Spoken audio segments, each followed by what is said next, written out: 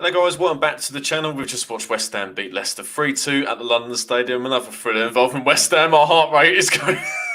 We've just calmed down now. So for anyone watching, let us know your thoughts on the game, thoughts, comments, etc. in the live chat. We'll get to those. And subscribe to Garage Football if you're new. So the lads, thanks for joining us. So we'll start with you, Charles. Thoughts, mate? Another 3 goals involving West Ham. Another thriller, but we've got the result, mate. Well, it's funny because I was just laughing towards the last 10 minutes of that game because I just couldn't help it. It's like you can't predict that this was going to happen again, and yeah, it was obviously made funnier by Dennis's previous statement. But yeah, it was just I might add. The logic of if you're 2 goals up with a minute to go, you're allowed to feel comfortable. And then the board went up and we didn't have a minute to go. West Ham and logic do not go together. No. Never has, never will. But yeah, like obviously the blood pressure has come down a little bit since the end of that game, and yeah, I'm looking forward to reviewing it with you boys. No, good stuff. Thoughts, Dennis? Obviously another vital 3 points back in the top 4. Never in doubt, mate. Never in doubt. With the exception of 10 seconds as Fofana had that header, I think that was the only time that I was like, nah. Honestly, more confident than a few of us, mate. There's video evidence of me going, it's fine. Even at 3-2, I was like, I think we'll be all right. Okay, I'm not as comfortable, but I'm still comfortable. You know, let's let that scoreline completely flattered Leicester today. We completely outplayed them. And again, it goes back to that. We're not going to dwell on it, but if we had stronger options on the bench, I think we could see out games a lot more comfortable than we have done last couple of weeks. But end of the day, we got 7 points out of 9 our last 3 games. Irrelevant of how we threw away 3 goal leads in both of them, we still got 7 out of a possible 9. We would have probably got 1 point historically, if not no points out of those 3 games any other season. Yeah, exactly, mate. John, thoughts, mate? Not much more I can say after that. It really isn't. But yeah, it's as I said to you before we went live for the Wolves game and before we went live as well. Angry that we're back in the top 4. Angry the fact that we were cruising very well with teams that aren't playing all that brilliantly, and yet we're giving them hope every single game. Not happy with that, but at the same point, as Dennis is saying, 7 points out of 9. Can't 9 goals scored in those 3 games as well. You can't grumble. Yeah, I don't mind conceding 2 goals every game if we're scoring. If we're scoring three a game, I'll settle for that. But it didn't look like it was going to be a thriller, lads. That first quarter, I have to say, it's very quiet. Watching you guys on the West Ham way and your stream, John, not a lot said, was there? But nothing was really happening. Both teams midfield battle, and for me, it seemed like as it was a quiet opening quarter, and both sides played like they were missing key players, which both teams were, weren't they? Yeah, it was. We were quite dominant with that. I mean, I know that. I mean, I didn't check the stats in the first half, but we were quite dominant. We weren't exactly attacking because Leicester had quite a fair bit of the ball, but at the same point, yeah, both teams were looking very nervy. As for exactly as you're saying, mate, because they're out with some players, but good movements from both teams before the first goal went in, but. Yeah, nothing really to comment on. Yeah, exactly. Charles, you were going to say something there? Yeah, I mean, I think, like John was saying, is both teams look quite nervy. I think it was only until Lingard's first goal where we started, really just kind of piling on the pressure and starting to look like our good selves again. But yeah, I mean, Angus was mentioning it a lot on our watch along that there was definitely that lack of creative flair. In that Leicester side, I mean, we know how kind of decent, Tielemans and Ndidi are as midfielders, but you do need someone like Maddison to, kind of receive that ball and do something brilliant with it. So obviously, there's a lot of rumours going about that some COVID regulations were broken. That's why the likes of Barnes and Maddison weren't involved today. But yeah, it obviously it wasn't great for them considering just how lacking they were in the attacking third, especially in the first half. Yeah, exactly. Thoughts, Dennis, on that opening quarter? It's pretty quiet, wasn't it? Yeah, I mean, there was a massive gap in that number 10 position for Leicester. It was all there for all to see. Ian Acho was coming back and dropping in a little bit. There's nothing really more to add from Charles's analysis, if I'm honest with you. We didn't have that rip-roaring 3-0 start in half an hour, but I think that actually helped us, you know. There was less time for us to throw it away. Give Leicester another half an hour, and I think they would have scored 4, but instead of 2. But you know, yeah, and then it all came to life just before the half-hour mark. That man Jesse Lingard again with a lovely finish from the edge of the box, but it come back from off Masuaku with a good cross. End up with Vladimir Soufal and a good pass to the edge of the area to Lingard. It was. I don't know if it was on the volley, but if not, it was at the half volley. And I thought it went wide at first, simply by that Schmeichel didn't even move for it. But the whip he got on it was ridiculous, wasn't it? He curled it past, I think it was Castagna who closed the ball down. Just, sort of whipped round him. And I don't think Schmeichel saw it until it was right next to him. Completely, wrong-footed. It was crazy. I mean, one thing I took really issue with the Sky Sports commentators who said that was half a chance. That was a beautiful chance. He took it really, really well. I mean, yes, all right, there wasn't many options, but he found the option that he needed to do to get the ball in the back of the net, and he took it perfectly. I think it was more. I think what they're saying is that he made something out of nothing. It wasn't like one-on-one or anything like that. It just he made the chance out of nothing really. If he just shot straight and tried to find the corner in the traditional sense, he would have been blocked by Castagna. But he just absolutely, his technique was absolutely fantastic, and that was the only way he was actually going to score from that position. Yeah, and like you're saying, I like everyone else thinking, Jesus Christ, that's going wide. That's because it was a beautiful little whip round. Yeah. But yeah, once they saw the back of the net being raffled, I think everybody that was listening to mine probably had their eardrums blown because I just went, because it was just like you just weren't expecting it. Like from that kind of things, all right, all right, I can see that half a chance bollocks, but at the same time, it's just the fact that it was beautifully taken. Yeah, and obviously, if you're full of confidence, you take that shot on, which Jesse is. Your thoughts, Charles, on the first goal? Yeah, I thought he completely scuffed it up on first viewing, to be honest. And yeah, so it's nice to see that. It was nice to see on a further review that it kind of had a nice little curve to it. So yeah, very nicely taken goal. Yeah, absolutely. And probably should have been 2-0, lads. Sort of 6-7 minutes later. Soufal, who again was excellent, I thought today.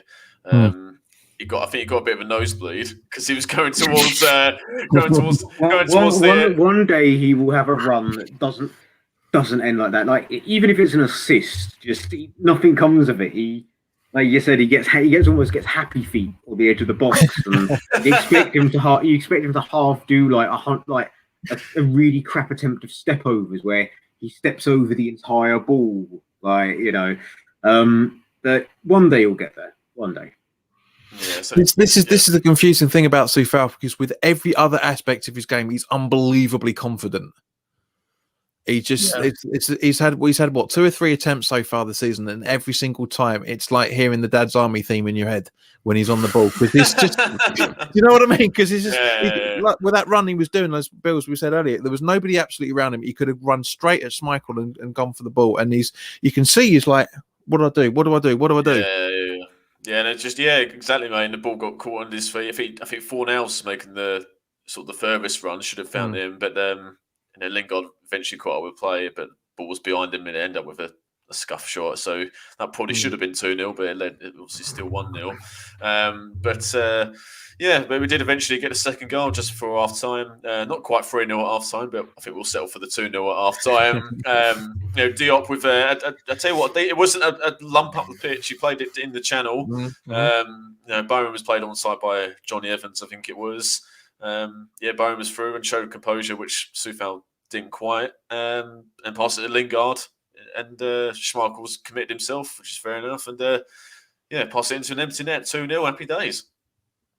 I was very happy with that, mate, because Souček's my captain on my fantasy league. So it's like, yes, thank you. Nice little assist. Thank you. An odd choice of captain there, I have to say. Because it wasn't Souček. It was Bowen who played. He passed to Lingard anyway. Yeah, but as I say, I mean, Souček's Souček up until Lingard came in. He's been our highest goal scorer. So you know, so he's not had the best time of it recently. Before Christmas, he was smashing it. He's now my first sub on my one. There we are. That's we'll continue over Dennis Bingo from the West Ham captaining fantasy team. Yeah, I mean, this is the thing. I've got Souček and I've got Bowen in my fantasy league, so I'm very, very happy with how those guys have been playing tonight. But as I say, today was a Bowen with the assist. I was like, yep, thank you. That's some very nice, valuable points I need on that one. Go on, J-Wad. Yeah. Yeah, absolutely. And then half time. That's 2-0. Obviously we must have been.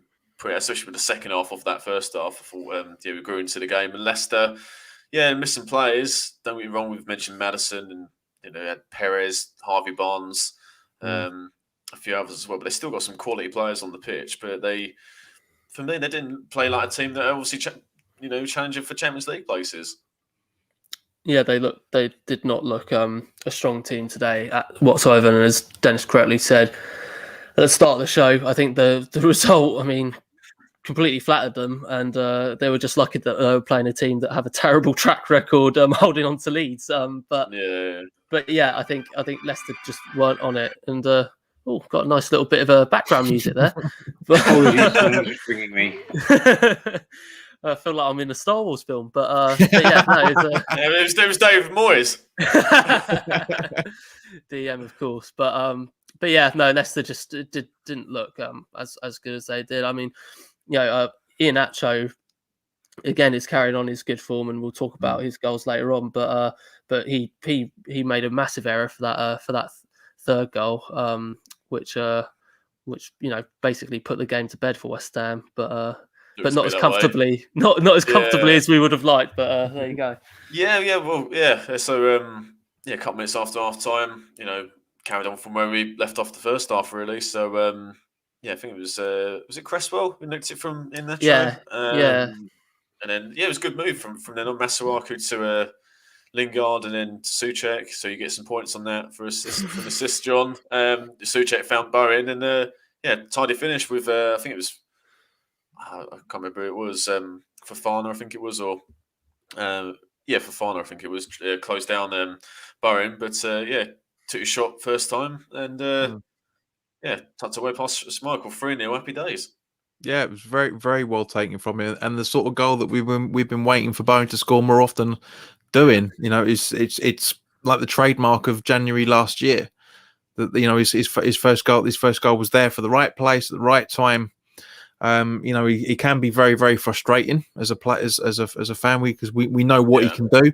I know a lot of us put him on a bit of a pedestal because of how great he was when he came in from us in January. But at the same time, the whole team's playing as one, and he's not going to get as many chances as he did last season because we're playing better this season than we did last. That's the thing, John, is that I completely agree with you. There's been times where I've seen Bowen play this year. I've just been a little bit underwhelmed, especially from how well he was playing towards the back end of last season. But the one thing I really do like about Bowen is that he does have composure, and that he does get himself goals and assists, even if he doesn't play well. He knows where the goal is. Yeah, definitely. Yeah. No, he does, and today was actually probably the first game I've seen in a while where all of those kind of came together, and he had a really good overall performance. So fair dues to him. Yeah, absolutely. And 3-0 up, and again Leicester weren't really showing. They didn't show anything in terms of their patterns of play, their passing, and as I think they badly missed the likes of Maddison and Barnes. I think they had Dennis Pratt, who played in the 10 today, and I think it was his first start for like 2 or 3 months, and I think you could tell because he wasn't his best today. But I think similar to obviously we've done a double over Leicester this season. I think it was similar to the game at the King Power where we restricted them to very few chances, apart from I think Vardy scored an offside goal in that game as well. The difference is we didn't have Angelo Ogbono at the back. Absolutely.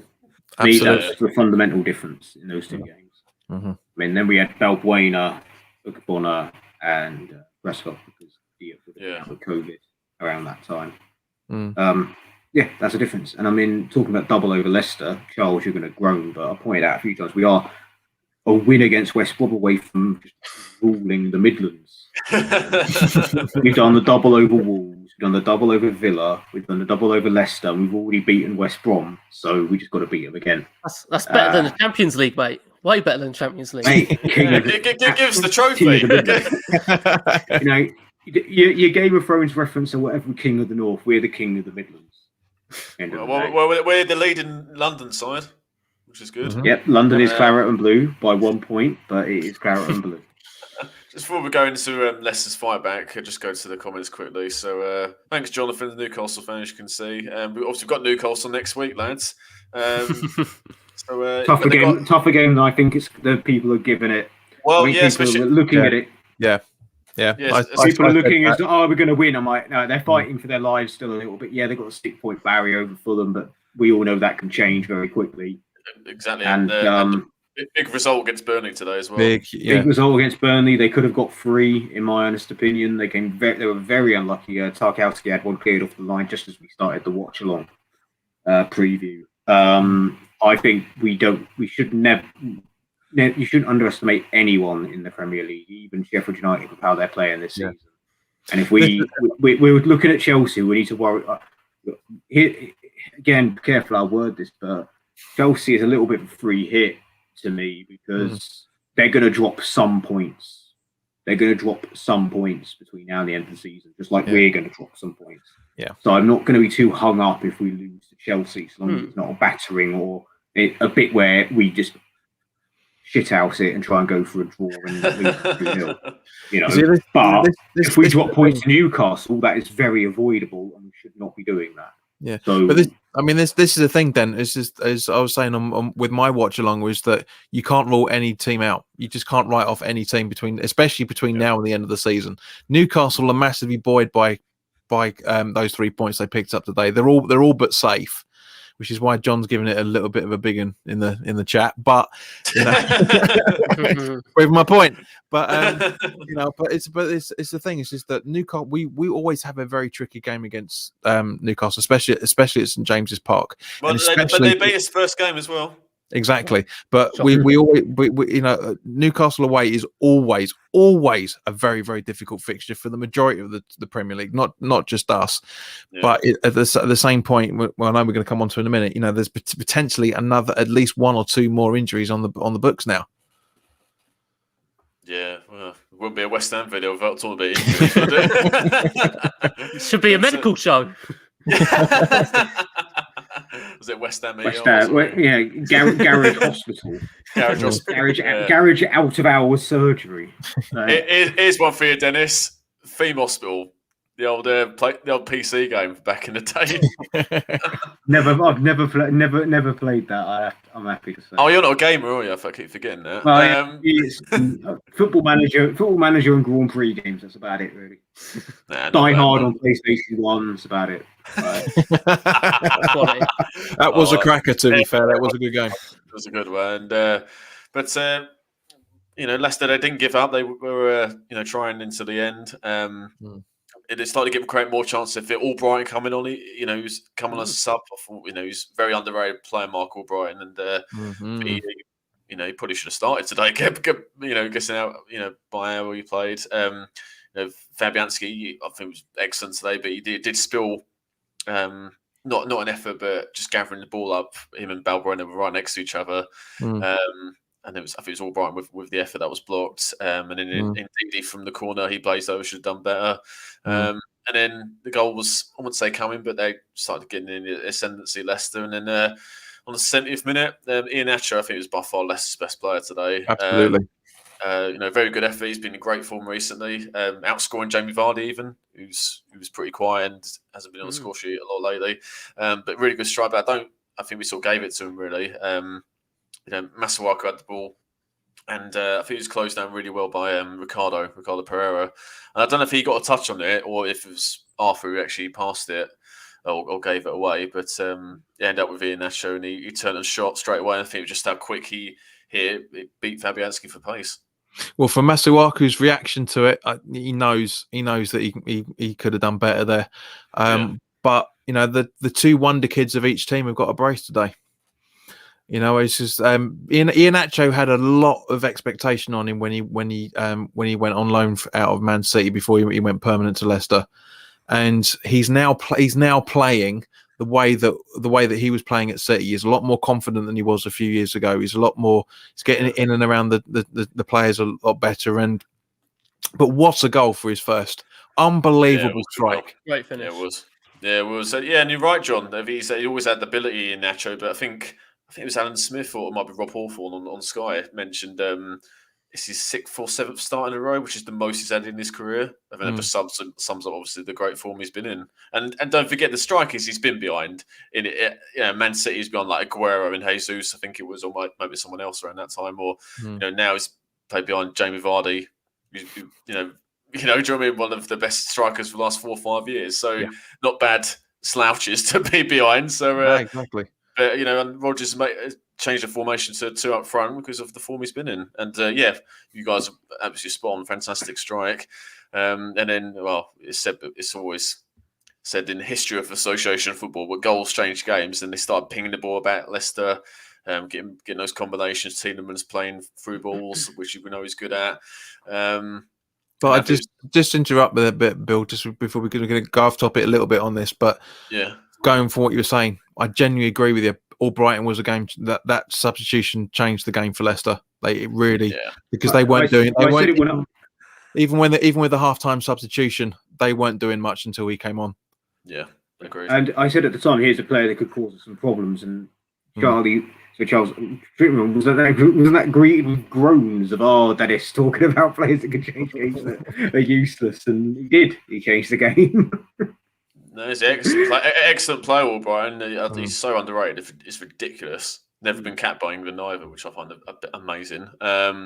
He changed the game with his direct running. Obviously, he's got fantastic crossing ability. He put some mega crosses, which he did for their second goal, which I'll come on to. Tielemans had an effort that was brilliantly blocked by Mark Noble. I thought was pretty good again today. And then obviously that, I don't know if you saw it, lads, but I don't know if it was his arm or his wrist or whatever, but obviously Mark had to go off injured because of that block. Well, what I've seen on Jesse Lingard's Instagram is Mark Noble's walking around the changing room, but he hasn't got anything on his wrist or anything, so it could just be bruised. It could just be bruised, or he could be waiting for a scan, but if it was fractured or broken, you'd have thought he'd have a strap sling or something. Yeah, sling or something, and he's just walking around. He gave him a fist bump with his other hand.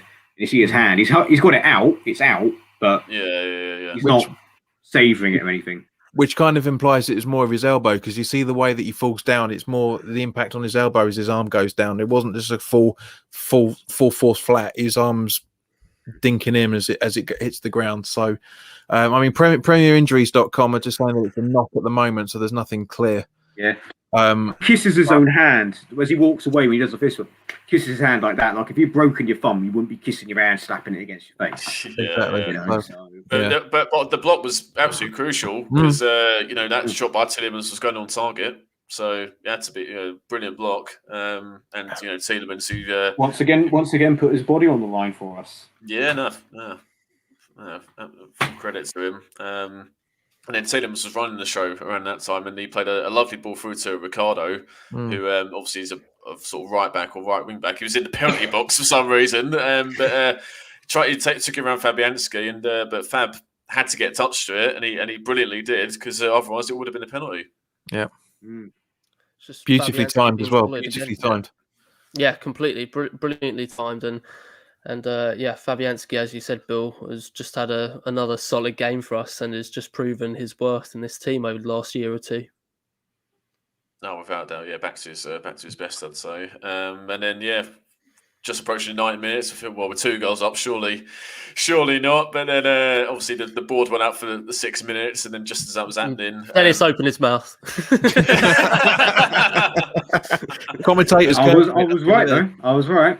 Then, just about, yeah. But he actually got his second goal. A good, we mentioned Albrighton. He got an assist.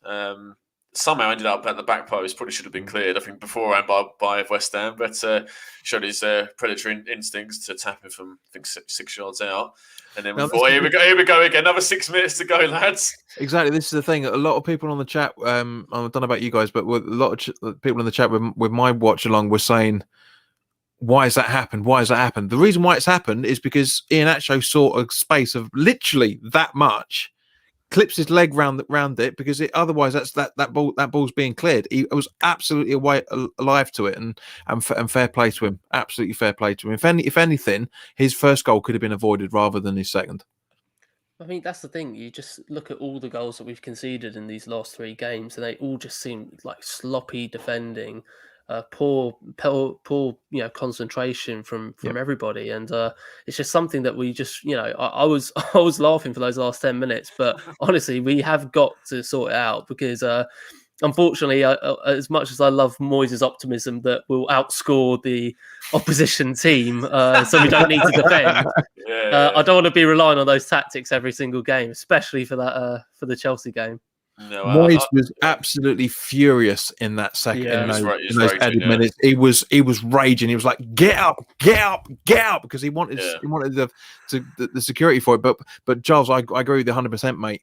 Of the where are we? Of the 7 goals that we've conceded now, 3 or 4 of those are easily avoidable, and that's what's the worrying thing. Don't get me wrong. I'm very happy, as we talked about earlier, 7 points from 9. Very, very happy from that, especially with the fixtures that those were. But Diop could have done better for Den Donkers. The Dawson own goal against Arsenal is a massive failure of communication between him and Fabianski, and at least one of the 2 Iheanacho goals was because we were ball watching. More to do the first than anything else. I say Masuaku shouldn't have given it away, but at the same point, even for that whole 6 minutes of added time at the end of that second half, we were ball watching the entire game. Yeah, no, but I completely echo what Dennis said earlier. If Ogbonna's in the side, I think we don't concede a few of those goals. If he's there marshalling Dawson's back to his best. So that's what it is.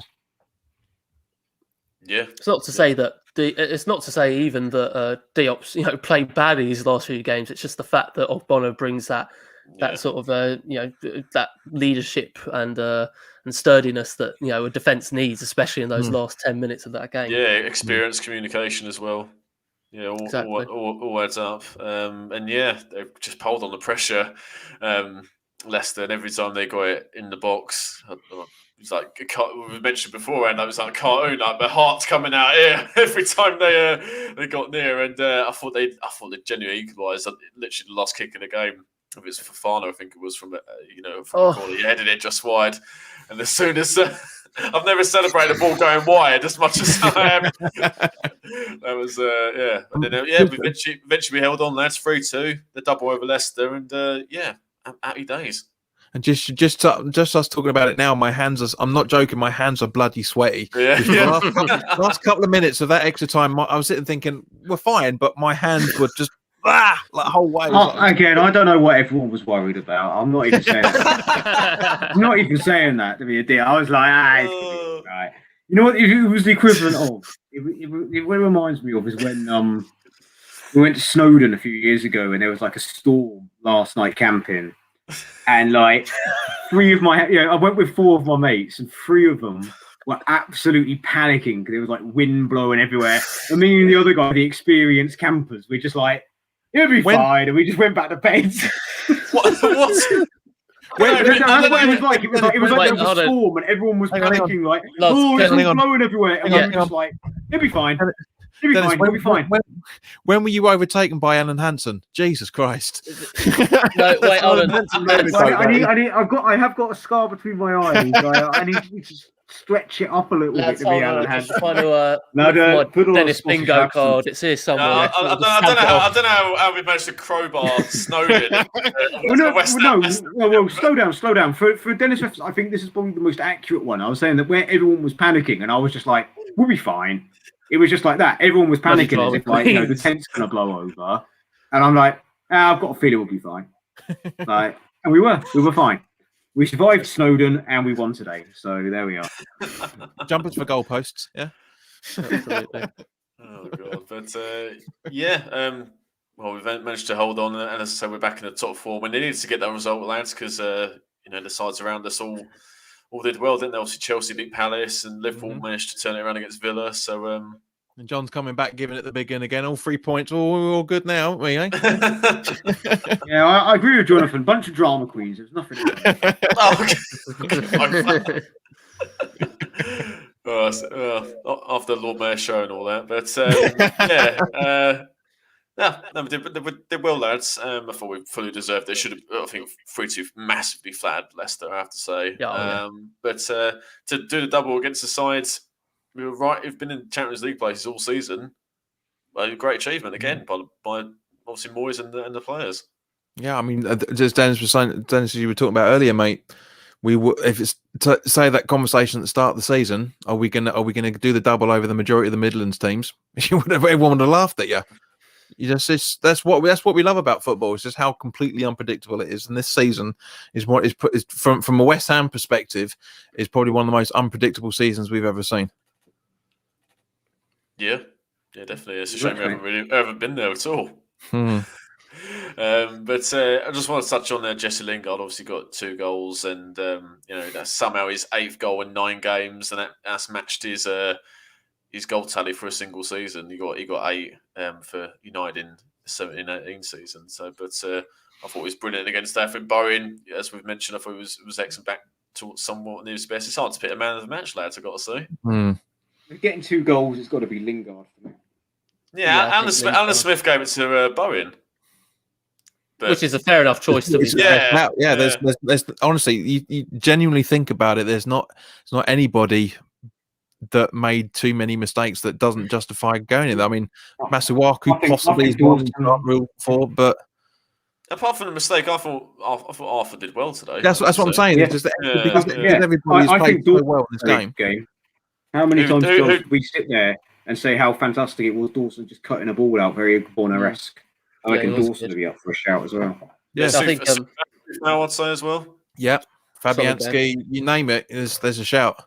I think the person who's I know we touched on him a little bit earlier, but I think the person who definitely deserves a lot of credit for today's performance was, I think Dennis will agree with me, is Noble. I thought he was just he performed the way we needed him to perform. He wasn't too jumpy, he wasn't running all over the place. He was just playing that holding role very nicely, and left the pitch basically, getting himself battered, fighting for or trying to get a block in. So obviously that.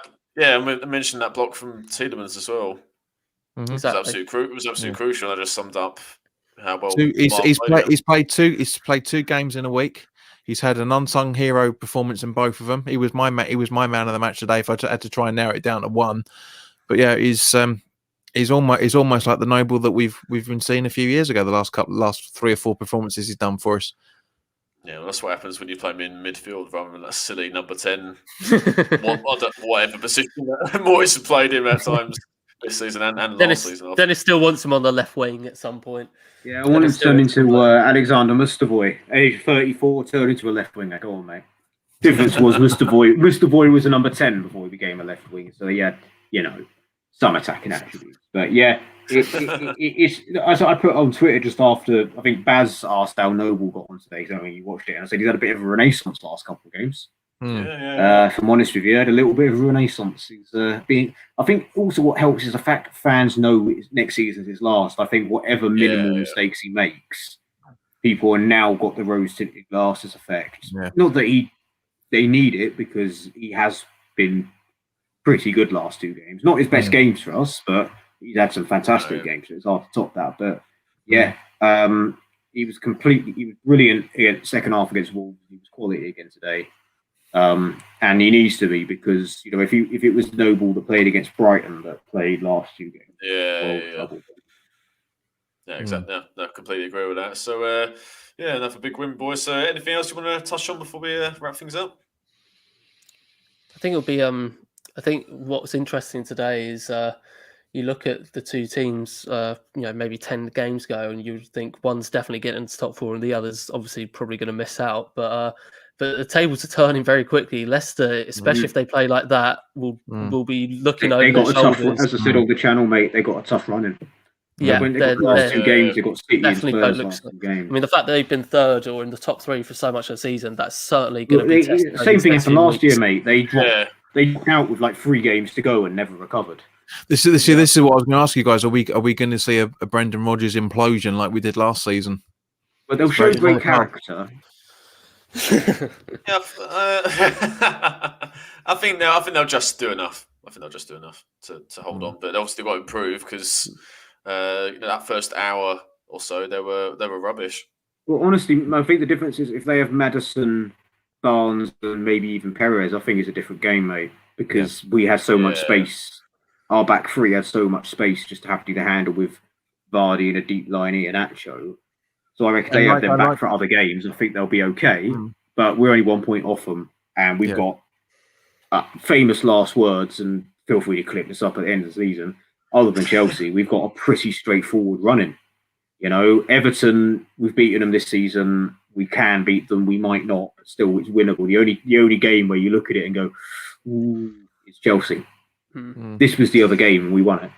So, but jumping off the back of that, Dennis, if we had Rice and Antonio, we're not conceding as much, and we might have scored 4 or 5 out of that. So, you know, it's checks and balances with injuries. The one thing I say, and it's not to hate on him, but the point I made is that losing Antonio isn't as big a factor as losing Ogbonna and Rice, because Antonio, although he does score goals, he's not the most clinical player.